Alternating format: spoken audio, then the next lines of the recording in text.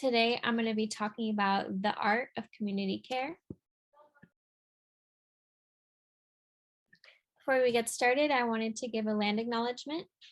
UC San Diego holds great respect for the land and the original people of the area where our campus is located. The university was built on the unceded territory of the Kumeyaay Nation. Today, the Kumeyaay people continue to maintain their political sovereignty and cultural traditions as vital members of the San Diego community. We are honored to share this space with them and thank them for their stewardship. This statement was adapted from the UCSD Intertribal Resource Center. And if you're tuning in from somewhere else, from somewhere outside of Kumeyaay territory, you can check out that website. It says native-land.ca. And you just type in your zip code and it tells you what territory you're occupying. If you want to learn more about the Kumeyaay people, go ahead and check out their website. It's kumeyaay.com. And at the top right, you can see a map of what Kumeyaay lands look like.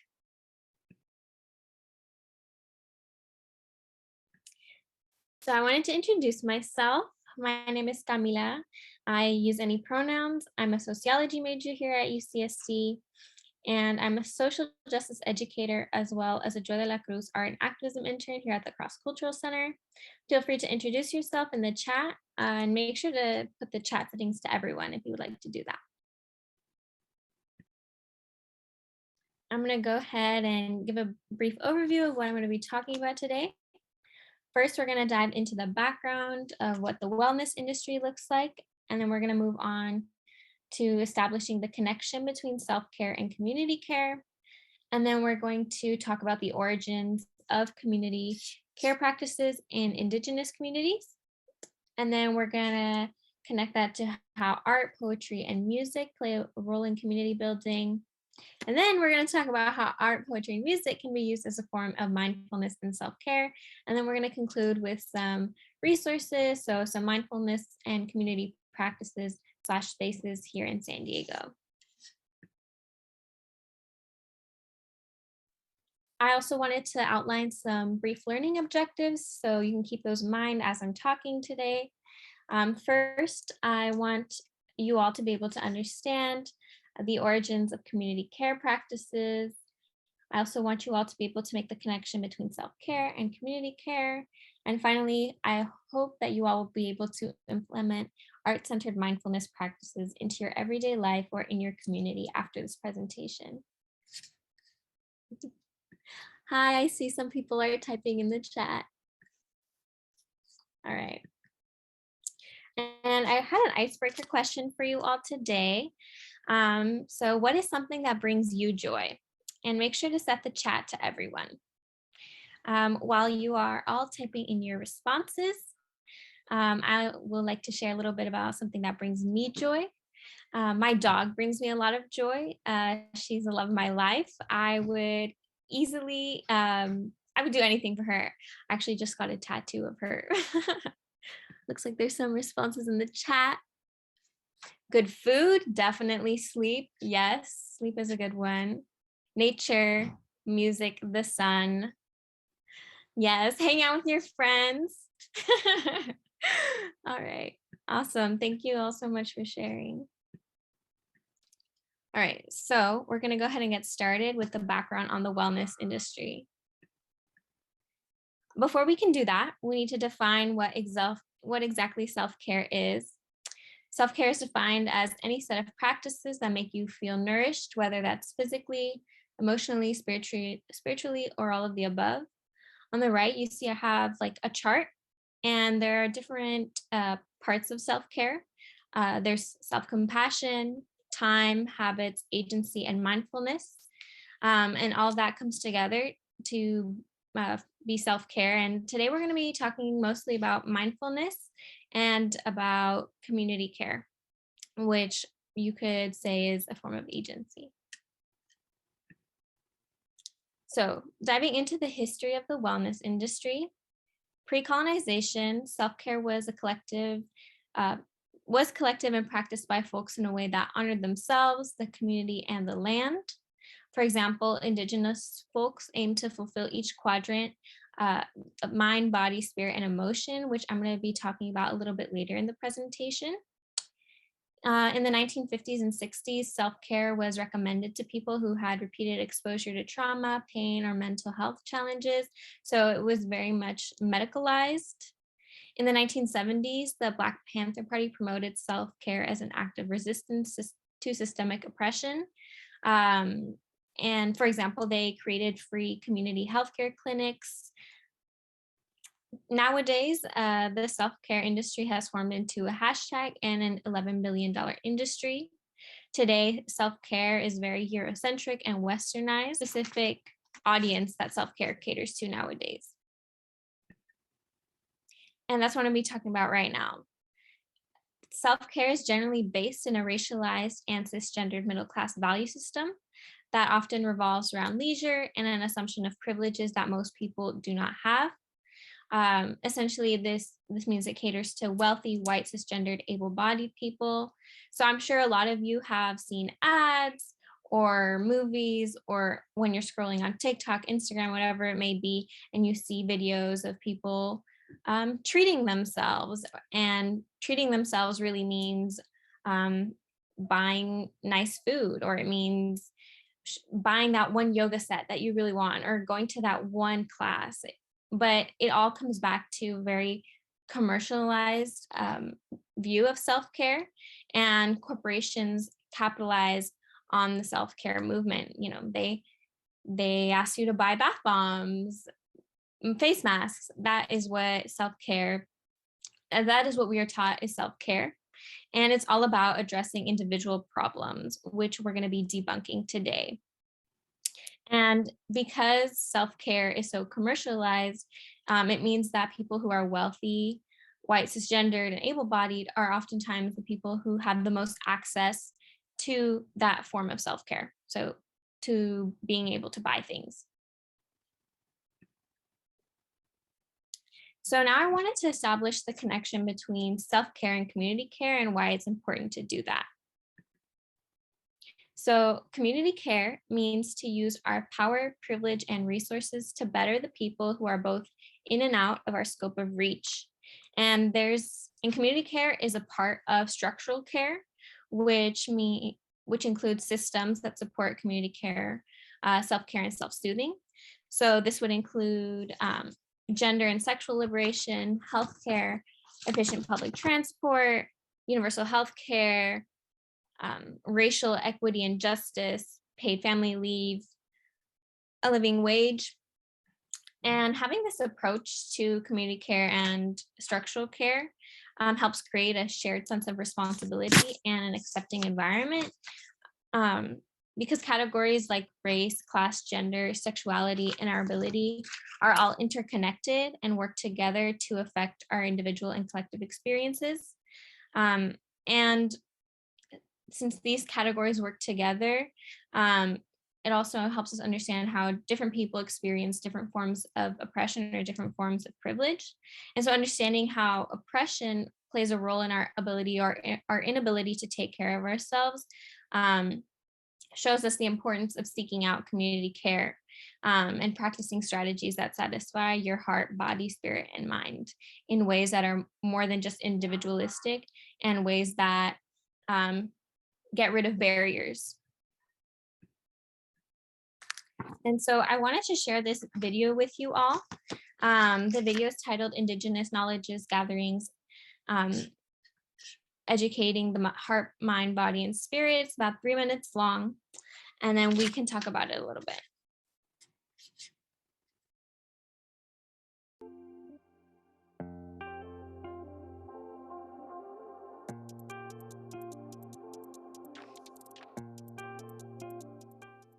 Indigenous knowledge gathering is inclusive.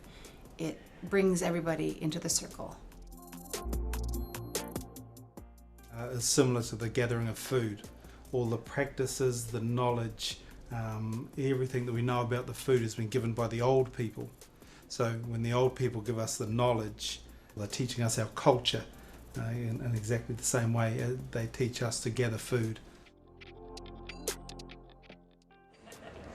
Indigenous knowledge, what it means to me is the knowledge of the ancestors, our grandmothers and our grandfathers, the elders, the knowledge keepers, who hung on to it for us, so that we might pass it on to the next generation and the next generation.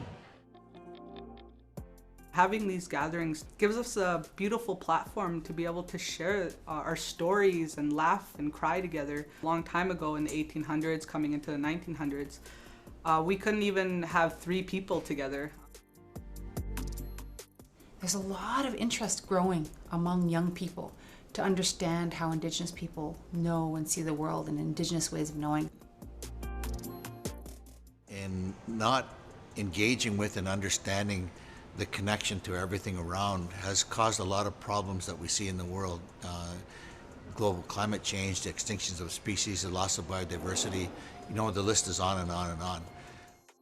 So when we talk about colonization, that's not just an Indigenous reality, that's a reality for everyone here. We're all eating the same food. We're all disconnecting from the environment. It's really looking at the value of Indigenous knowledge and understanding those original teachings and going back to those original principles and values, the beauty, the power of that knowledge, and bringing that forward as an important application to create innovative thinking. Indigenous knowledge gatherings provide Indigenous peoples with an opportunity to share our ways of knowing and our different knowledge systems. And we should remember that it can never be extracted, that you always need to have Indigenous people at the table who have real lived experiences. It's important to hold an annual Indigenous Knowledges gathering at Humber College because in coming together as peoples, whether we're Indigenous or non-Indigenous, we're building better futures for generations to come. It's really a really great time to be Indigenous and reconnect to those knowledge keepers that held on to their language and culture and ceremonies.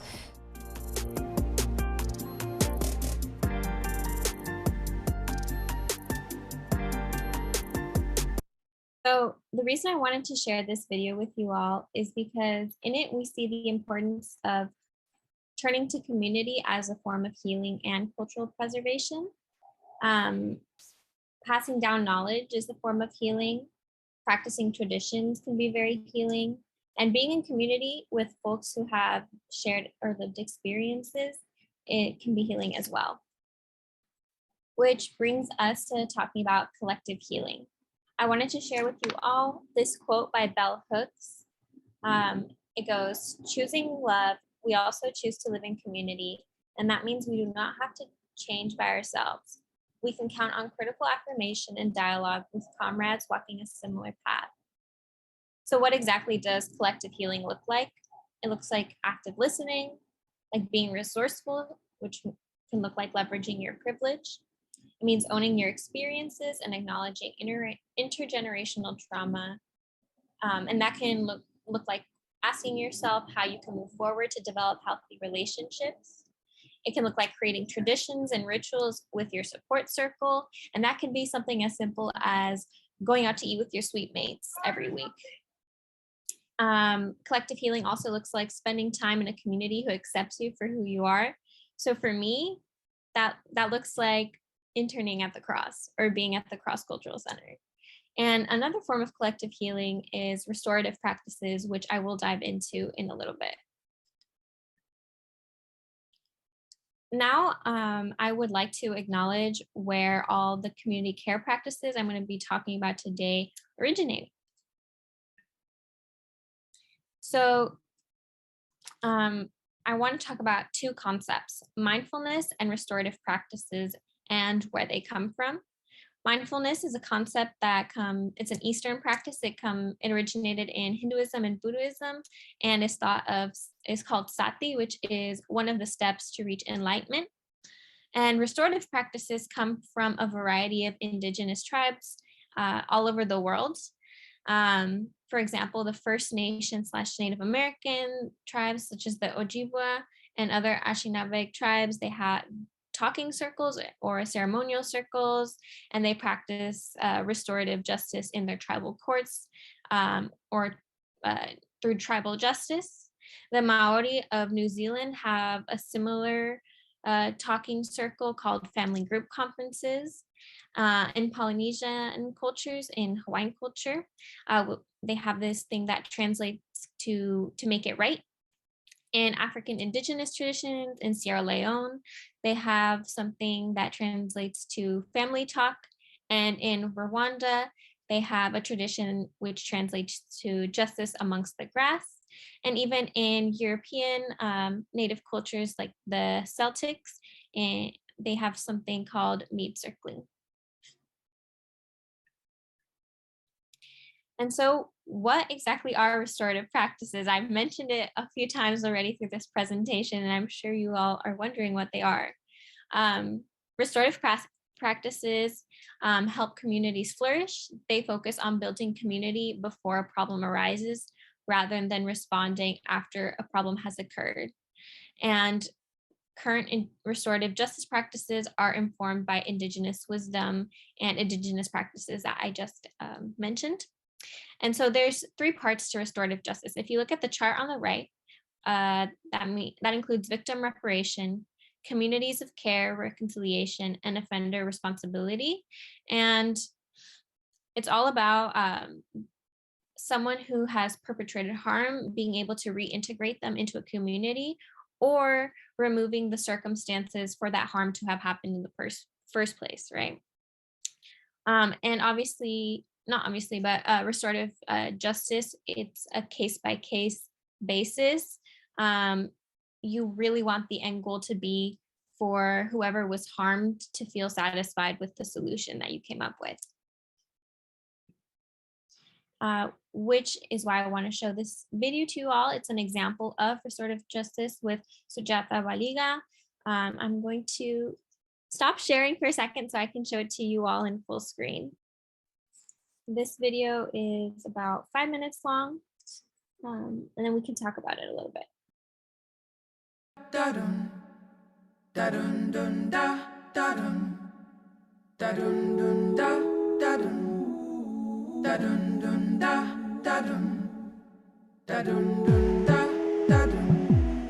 We received a case about a stolen car.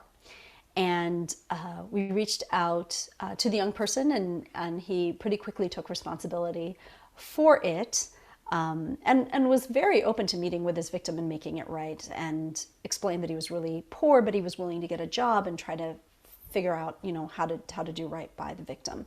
So we reached out to the victim, and the victim was extremely unhappy that the case had been diverted. She actually knew a little bit about diversion because she worked for a law enforcement type entity, and was adamant that she had been out of pocket $4,000 in costs because of this car, and wanted to see $4,000. And so in meeting with the young person and his family, his mother is undocumented, working multiple jobs.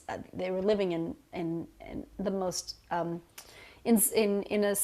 in the kinds of poverty that we just shouldn't have in the United States, with so many other people's children living with them just to have a place to eat. And I knew that this mother and this young man were not coming up with $4,000. And so the person I was training at the time asked me, so are we going to send the case back? Because there's no way this woman's getting what she wants. So I go back to her and I say, would you have any interest in doing this even if $4,000 might not be the outcome? Is there some other reason to do this? And she'd brought a friend with her that day, and he said, I would really love for you to move forward. And she said, I would just want to meet with this kid and tell him that what he did wasn't okay. And her friend said, I really like to meet with this young man too. And so on the day of the conference, it was very powerful. Her supporter, the person who would come with her, at one point, as the youth who'd stolen the car couldn't remember what color the car was, and it became evident that he'd stolen many cars, and the victim is getting angrier and angrier, and you're never going to learn your lesson. And at this point, her friend leans in and he says, I know you.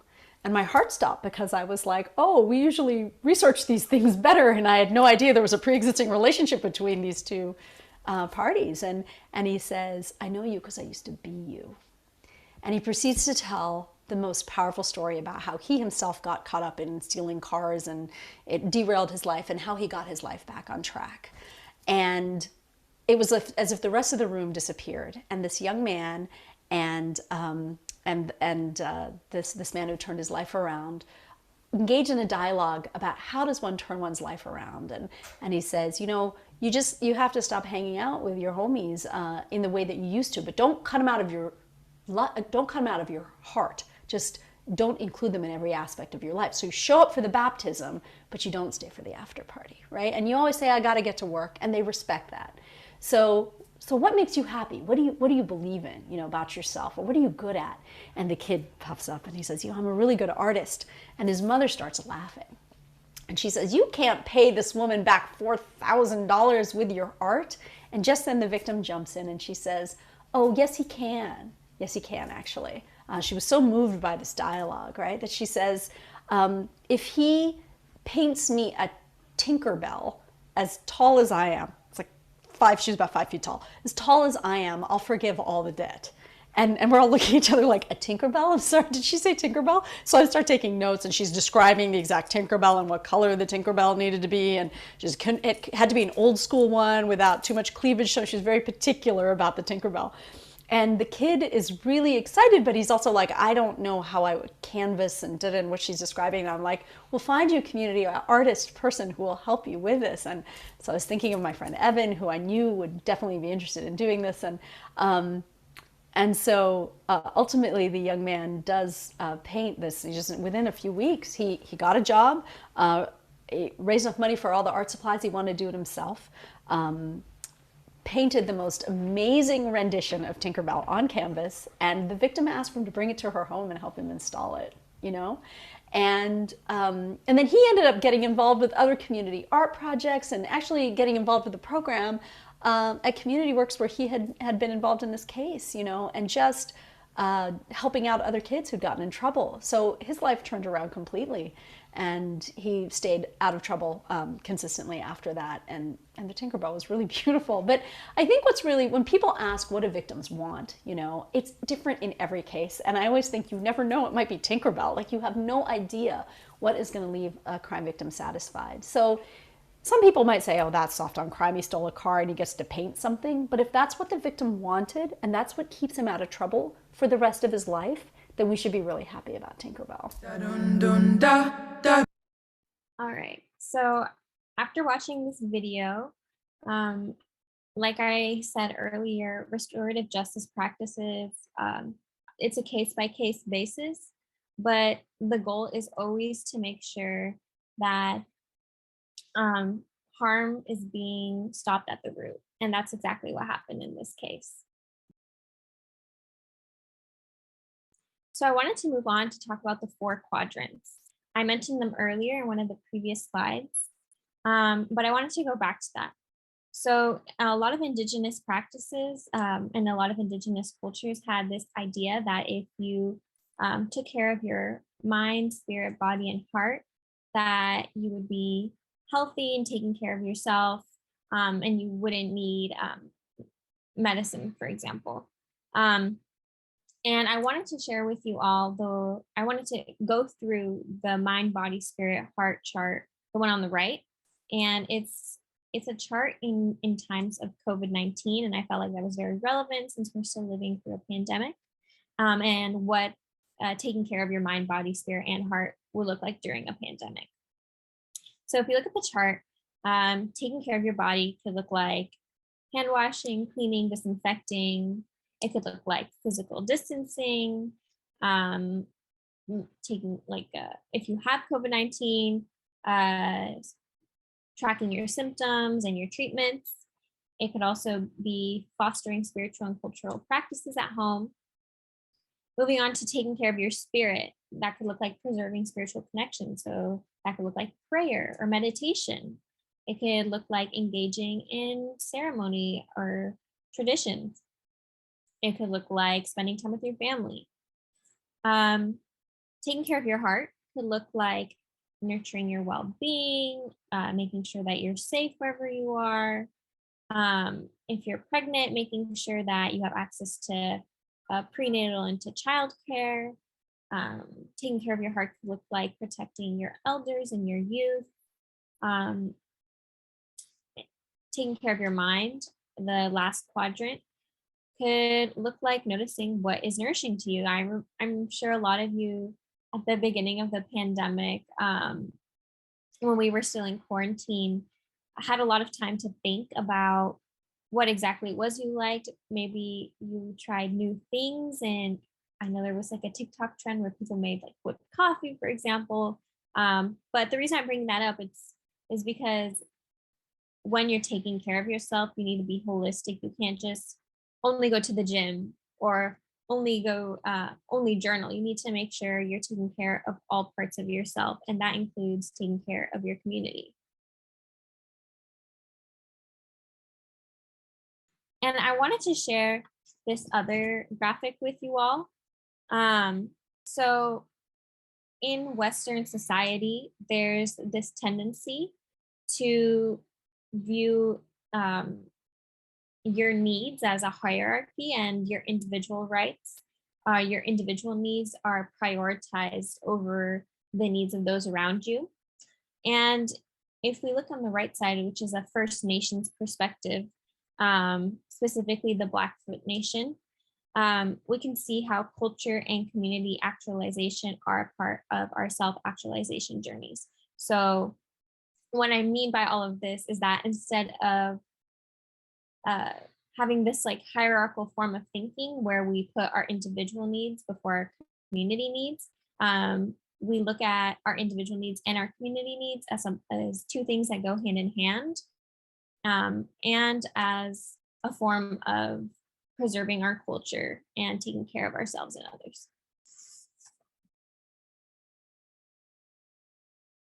And so I had another check-in question for you all. What do you do to participate in your community? And make sure to set the chat to everyone so everyone can see what you have to say. While you all are thinking and typing, I can share a little bit about what I do to participate in my community. I have a car and I really enjoy driving. And so something that I'll do to make sure that my community has all their needs met, I really love to offer carpool rides, or somebody needs a ride, like that's my favorite thing to do. Another thing I do to participate in community is host these webinars, for example. It's a good opportunity for me to talk and converse and really talk about the nuances of social justice topics with other people in my community. Someone said going to community events to support like farmers markets, volunteer events, and mutual aid events. Yes, definitely. Mutual aid events are a big one. Yeah, so feel free, anyone, to drop anything else in the chat. If not, we're gonna go ahead and move on. Volunteering and entertainment to bring joy or distractions. Spreading information, yes, exactly. Someone volunteers in tutoring. That's a really great way to participate in your community. And we're actually going to talk a little bit about getting involved with the youth later on. Someone said they offer translations to folks in their community who don't speak English and need help navigating systems. That's a really big one too. Thank you all so much for sharing. I'm going to go ahead and move on. So in this section, I'm going to be talking about art, music, and community and how they play a large role in community building. So how do we transform communities using art? Cultural projects play an important role in reimagining the futures of poor, minority, and disadvantaged communities. And there's been proof of a link between the economic health of a community and the quality of its social bonds. So the first thing that needs to happen in order to transform a community through art or music is to promote interaction in public spaces. So according to the Creative Community Builders Handbook on how to transform communities using local assets, arts, and culture, which is written and published by the Fieldstone Alliance, promoting interaction helps provide an opportunity for people to meet and commune with neighbors. Today in the United States, urban planning oftentimes focuses on the aesthetics, storage for cars, and unimpeded traffic movement. And there's also a focus on surveillance over people in public spaces, and just a overall emphasis on control and making sure that things look nice, but that doesn't necessarily mean that they conduce a healthy civic community. And according to William H. White, who's an urbanist, a sociologist, an organizational analyst, and a journalist, says that crowded, pedestrian-friendly active spaces are safer, more economically productive, and more conducive to healthy civic communities. But like I just mentioned, since the 1950s, the opposite has happened. And so when designing public spaces, it is important for artists to be collaborating with urban planners in the creation of those spaces. Because when we do that and when we incorporate artists in that process, we make sure that the activities, or when designing public spaces, it is important that they're maintained and not policed. So going back to making sure that communities are not over surveilled.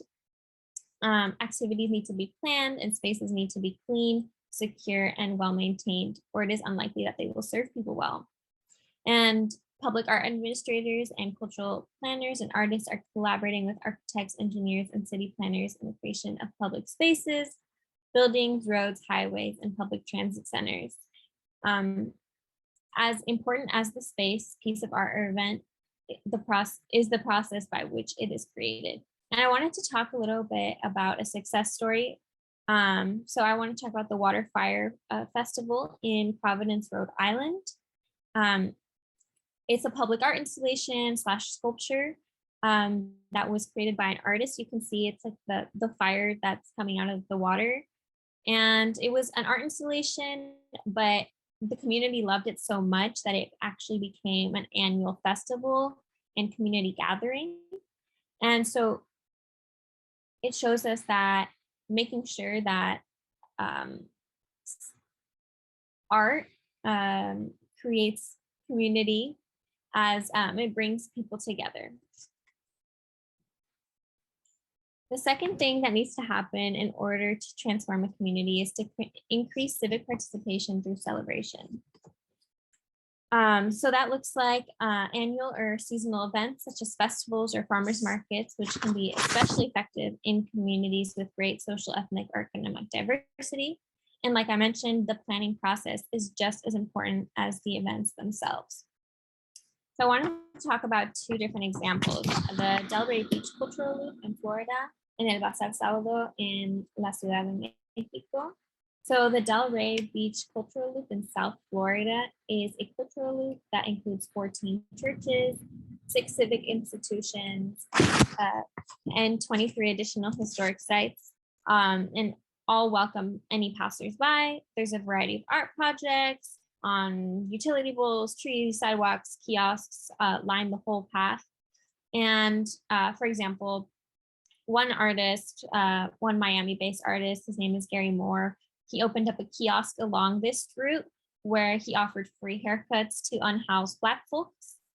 And another example of increasing civic participation through some form of celebration is El Bazar Sábado. So this is an artisan market. People sell there's painters, jewelers, food, music, and it's a really great way to interact with people. I've actually been there before. And I wanted to give a quick anecdote about this bazar.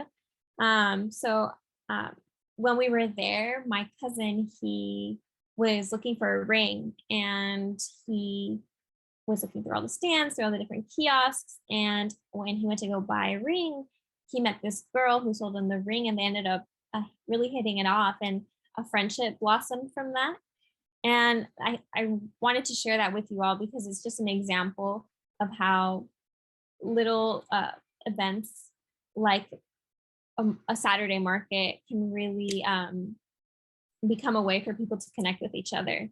And even looking at the types of events that we have at UCSD, like currently we have a Women's History Month celebration, and all the different community centers have workshops focused around that. Or during Black History Month, we had a whole bunch of different events and speakers come, and it was really a way for people to get involved. So the next and one of the most important parts about creating community is making sure to engage youth in community. A lot of times youth are overlooked when thinking about building community, but young people are very meaningful contributors in the social and economic aspects of community building. In fact, research in civic engagement by the League of Women Voters indicates that the best way to boost civic engagement is to improve conditions for youth. And I wanted to share two different examples or two different success stories with you all. The first one being the Artists for Humanity. This was a program started by an artist in Boston. It started off as an artist offering her mentorship skills to different students, to different kids in her community. But it quickly became a program that helps young artists monetize their work and as well as develop their art practice. And what this did was build a community of mentors and other entrepreneurs and artists. And it opened up so many possibilities for these kids, right? And it's an ongoing program. And still today, there's kids getting involved in this and gives them so many opportunities. The next success story I wanted to talk about is the Boston 10-Point Coalition, which was founded in the 1960s and was made up of a group of Black ministers who took to the streets to engage kids and work with other adults to develop after-school programs. And a lot of people in the Boston community attribute this program to the decrease in crimes and homicides in Boston between the 50s until now. And like I said, this program was aimed to helping kids enrich their lives, and it totally strengthened their communities. I'm going to be talking about that in the next slide. So I wanted to talk about this study called A Neighbor at a Time. It was a 15-year study across Chicago neighborhoods by a Harvard professor, Dr. Fealton Earls. You can see his picture in the bottom right. He conducted an extensive 15-year study, and he found that the single most important factor differentiating levels in health from one neighborhood to another was called collective efficacy.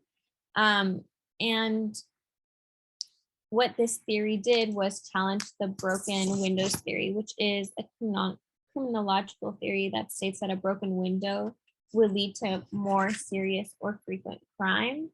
And I'm going to break that down a little bit more for you all, but essentially it's like if there's a broken window in a neighborhood, or it's the idea that that one broken window will lead to more crime.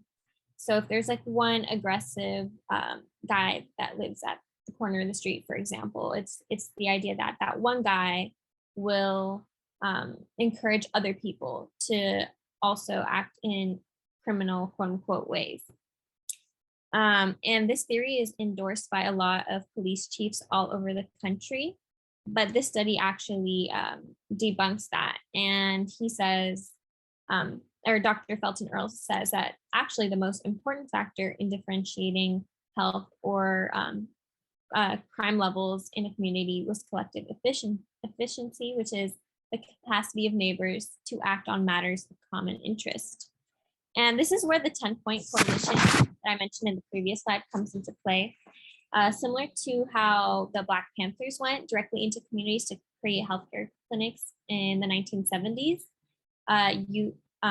the youth engagement programs created by the 10-Point Coalition was really a form of enrichment for the community, as Black ministers in Boston started by getting the youth to participate in their community and to just be kids with each other. And so engaging community in the process of building community is vital if you want any change to happen. And so he proposes that local governments should support the development and cooperative efforts in low-income communities by encouraging neighbors to meet and work together.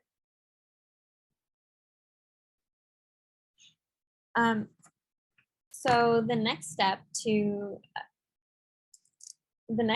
is to promote the power and preservation of a place. So when a community member becomes involved in the planning, creation, and upkeep of spaces, the residents' feelings of respect and responsibility for the place bonds them to that place and to each other. Citizen involvement only happens when the status quo, oftentimes citizen involvement only happens when the status quo is threatened or community members feel unsafe. But if we really want to create a community where people feel that sense of respect and responsibility for each other, we need to start that engagement before the problem arises in the first place. And so that really helps establish the strongest sense of community. And so I wanted to talk about the Hope community in Minneapolis. So the Phillips neighborhood, just south of downtown, is one of the poorest and most racially diverse of Minneapolis's 86 neighborhoods. It serves as a home to a longstanding community and politically organized group of Native Americans, as well as Latinos and East African immigrants. Hope Community Incorporated is a community development corporation steeped in a tradition of creating housing, not just housing, but community. And so through an asset-based community organizing strategy and what they called a listening process, Hope Community brought people of multiple ethnicities together in small group dialogues. And Hope has organized 3 major listening projects, each including more than 300 adults and youth focused on jobs and education, the meaning of community, and the design of a park. So what I'm trying to say with all of this is that when local government is planning, for example, in this case, a low-income building, affordable housing unit, they need to make sure that the people who are actually going to be living there are involved in the process of building it and the process of planning it, because it's important to get the input of the elderly man who maybe says, I can't go up those stairs, because we need to make sure that things are accessible to everyone. And the only way to do that is to listen to everyone. And finally, in order to build community through art, we need to broaden participation in the civic area. So social, civic, and cultural functions have been professionalized in ways that exclude participation of ordinary citizens. Like I just mentioned in the previous slide, when local governments or corporations plan big projects where they build highways or where they build affordable housing units, oftentimes they won't try and listen to the community or the citizens that they're trying to help. They'll listen to quote unquote professionals, right? And it's not that professionals aren't credible, it's that we need to be listening directly to the people whose communities are being affected. And so participation in cultural activities as opposed to spectatorship connects people to each other and to their community institutions, which provides pathways to other forms of participation. And an example I wanted to highlight was the Danville Transportation Enhancement Project. And so the Danville Transportation Project was, they were planning to build a highway through a community in Danville. And a lot of people were opposed to it. It seemed very risky. And so the most important part of this highway construction was to sort out and negotiate individual and community values, feelings, and aesthetics. And so the Danville Transportation Enhancement Project made everyone an expert in highway construction by putting a team of artists at the helm of highway design. And so those 2 artists that they put at the head of outreaching to the community, they talked to their community members and got their input on the highway, but it led to something more. what these two artists, they created, as they were talking with the community, they got involved with the kids in that community, and it led to a postcard exhibition, which sounds so random, but essentially these two artists created a project with the community members that they were with, and it provided another even deeper form of civic participation that was more than just them being involved in the construction of the highway, but them literally just coming together to create art together. And so that was one thing that came out of that. And so art and culture can create opportunities for political expression, for community dialogue, for shared cultural experiences, and for civic work. And I have another check-in question for you all, because I know I was just talking for a long time, but maybe you all can think of an example from your own life of how art, music, or poetry have helped you to build your own community. And while you think of that, I can share a little bit. Behind me, maybe you see this painting that I painted it myself. And recently, I think during last quarter, we had at the Loft an art exhibition, and I got to showcase a few pieces of my art. And not only was it an art exhibition, but there was also live music playing. And what was so beautiful about it was that everyone came together just to be with each other and to enjoy the music and enjoy the art and enjoy the food. And so that's just one example of how it's helped me build community. And I think also, as someone who likes to paint, my art pieces, they start conversations with people, right? And when you start conversations with people, that's when you get to know people. And that's when you really start to build those relationships. So I don't know if anyone else can think of any examples, but if you do, feel free to type them in the chat. Music and dance bring me and my communities together. Yes, definitely. That actually reminds me of another example. Growing up, I went to a performing arts high school, and we had a folklorico dance team. And if you all don't know what folklorico is, it's a form of Mexican dancing. And we had a whole department that was involved with Mexican folklore dancing. And it really brought the Mexican students at my school together. It was really a form of cultural preservation. And whenever we got together to dance, it was just nice to be together. You learned from each other, you laughed together, you ate together. So, yeah. So I wanted to talk a little bit about music, community, and cultural survival. Looks like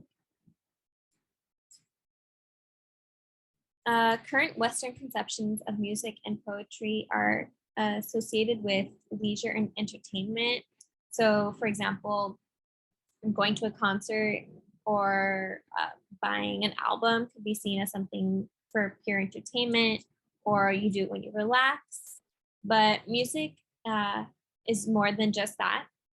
It helps create cultural identities as well as erase or dissolve cultural identities, and it can help create unity as well as dissolve it. And I wanted to talk about two different examples of how music has encouraged cultural survival. And the first one is the Suya Indians of Brazil, the Suya natives of Brazil, which is a small scale tribal society in a very fragile ecosystem. And they use music and ceremony to recreate and celebrate who they have been and establish what they wish to be. And there's actually a picture of them. The photo at the top photo, that's the Suya natives doing a drum circle. And the bottom photo are Australian Aboriginals playing their traditional instrument, which is like this long horn. And nowadays, Australian Aboriginal music is used to lay claims to their ancestral homelands. And originally, the songs were made for scholarship and just to be in community together, but now they're being used as evidence in land claims. The land came places against the Australian government to prove the Aborigines' rights to their traditional lands.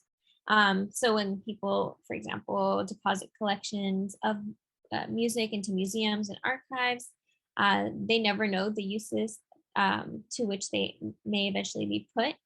In this case, old songs contain a lot of evidence that will preserve large areas of Aboriginal land for the groups who originally used them.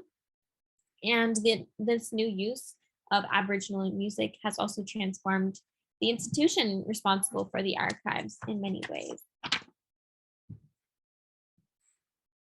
And I wanted to share this video with you all titled The Healing Power of Music with Johns Hopkins International Arts plus Mind Lab. So I'm going to stop sharing so I can do the full screen.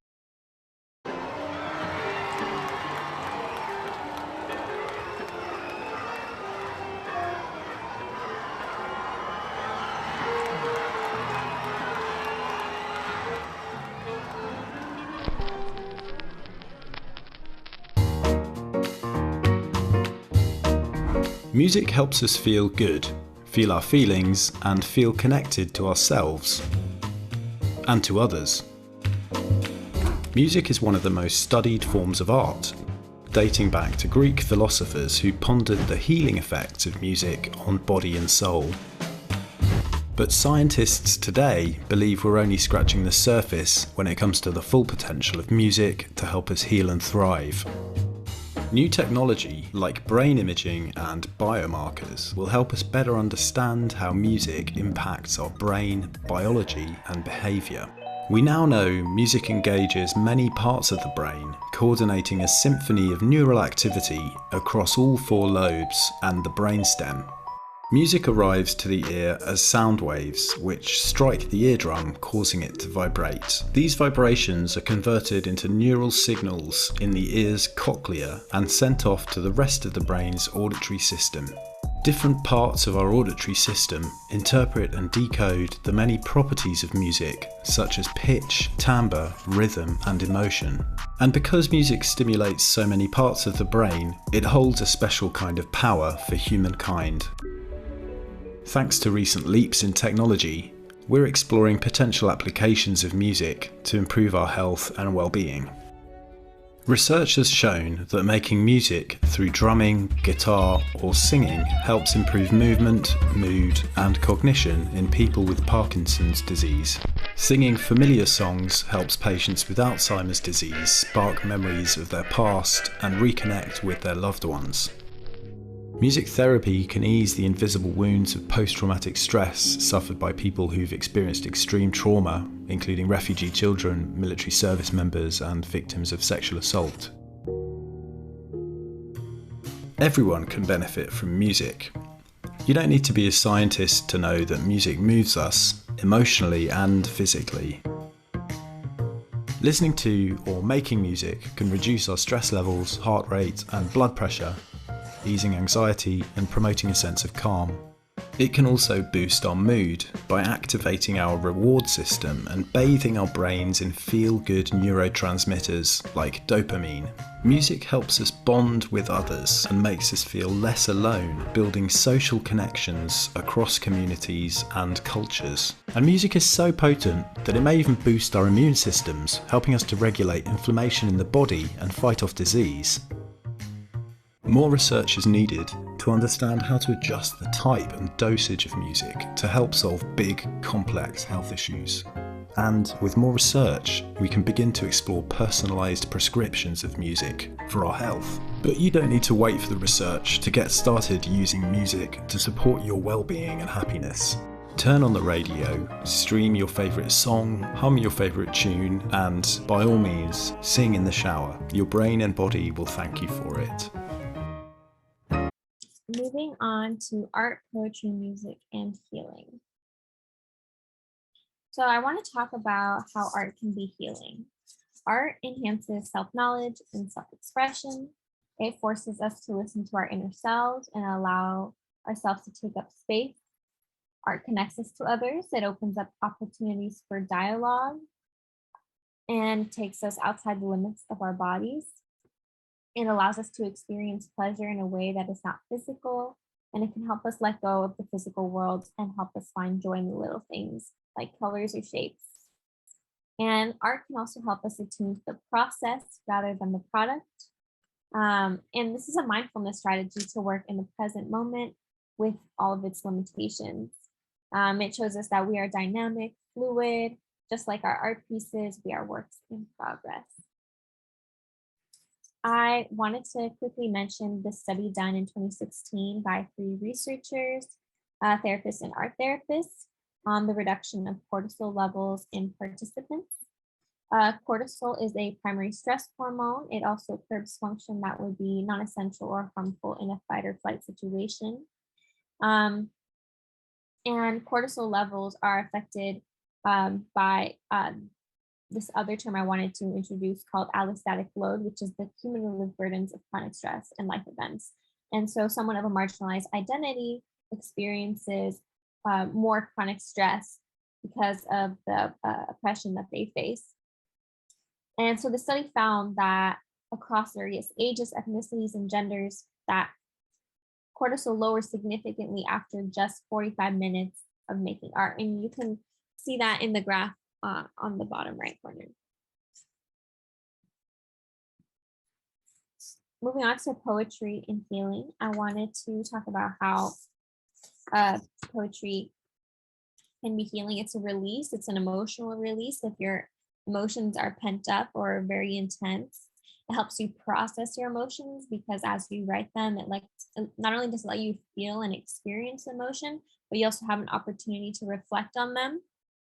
It also leads to greater self-awareness and insight through dialogue with others or dialogue with yourself. And according to James Bugental, a psychologist and therapist, processing your emotions involves going in and out of the emotional experience while connecting this meaning or making sense from the emotions. In this conception, there are 2 parts of processing emotions. First, it is important to feel or experience that emotion. And second, it is important to think about the emotions and make meaning of that emotional experience. And that's exactly what's happening when you are writing and sharing poetry. It allows you to name your traumatic experiences. It empowers you to speak your truth. And it can be healing at an individual or community level. Healing is frequently thought of as taking place at the level of the individual, but if healing is viewed as a process that brings us back to wholeness, then in addition to happening within the individual patient, healing can also take place between patient or between you and your family members, between you and your community, or even just as a community as a whole. In fact, healing is often necessary at those various levels to happen.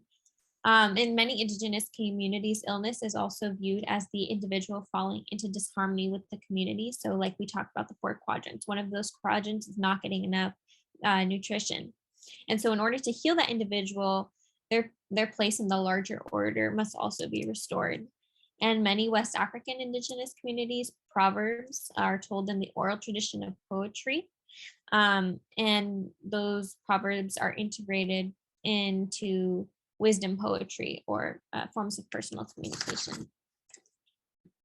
And so I wanted to share this poem with you all. It's titled I Can't by Carlene Schacht, who was a brain cancer patient with the Poetry and Brain Cancer Project at UCLA, which aimed to give patients a way to talk about illness, death, and dying. And so I'm going to go ahead and read this poem to you all, and you can just listen to me. So it says, I can't. I just can't. I can't do it all. I can't be all of it, all things to all people, at all times, under all circumstances. I can't be the one to always change my plans to suit others. I can't be the one to pick up after others all the time. I can't work all day and stop at the grocery and cook dinner and have it ready by 6:30. I can't carry the weight of the world on my shoulders. I need some support too and a rest. I can't cantaloupe, canticle, cantilever, cantina, cantata, cantankerous, canon, canape, canard, candelabra, can I just do it? Can I do it all? Can I ration my time to allow for my priorities? Can I ask others to share the burdens? Can I refuse this role of superwoman? Can I just say no? I can. I can just say no. I can just say, I'm out of the business of doing it all. I can take time for myself to breathe and dream or just sit quietly, and I will. And so after I read that out loud for you all, what was the experience? How did it feel in your body? Was it relevant at all? Do you identify with the woman? Can you visualize the images? Did you hear any sounds? Were there physical sensation as the poem unfolded? What happened to your breathing as you read the last few lines? And how did the transformation that happened at the end of the poem affect you? Did you have any associations to the poem about a situation in your own life, maybe? And whatever your experience was of reading and listening to this poem, they are examples of the ways that poetry works. It gets into us and plays through our psycho, neuro, and immunosensory levels. And I wanted to share with you all a few examples of self-care practices and going back to taking care of all 4 quadrants, your heart, body, mind, and spirit or community. So there's your 4 needs, right? Your body, your biological needs, your physical needs, your mind, which includes your emotional needs and needs for your thought process, addressing your heart, so your motivational needs, your spiritual needs, how you stay grounded, and your community needs. So the needs that you need from your social relationships, the interpersonal needs, the community support that you need. And so some examples of those self-care practices include setting boundaries, making space for grief, loss, anger, and or sadness, acknowledging your feelings, sunbathing, going for a walk, painting, exercising, journaling, writing poetry, singing, playing an instrument, taking up old or new hobbies, and reaching out to your support system for help. And all the things I just mentioned, they don't get rid of structural barriers to self-care, but they are tools that we can all practice in our everyday lives as a form of self-care or as a form of community care. And the chart that I was just talking about on the right side, the wellness planning chart, it comes from the Audre Lorde project. So I would Google that if you get the chance. It's a really amazing project. So we've reached the end of our presentation. Thank you so much for listening to me. I wanted to share a few resources with you all. First, some San Diego resources. I'm going to kind of skip through these. If you want to take a screenshot, feel free to do that. But I actually have a QR code that you all can scan. I have a few hotlines as well. Some BIPOC therapists that you all can reach out to, and some mindfulness apps that I would recommend. So here are those QR codes if you want to scan them. The one on the right is for the resources, and I've also attached a tiny URL if you can't scan it. And the one on the left are my sources, so all the different videos, articles, and journals that I researched in order to compile this presentation. So I'll give you a second to scan that if you want to.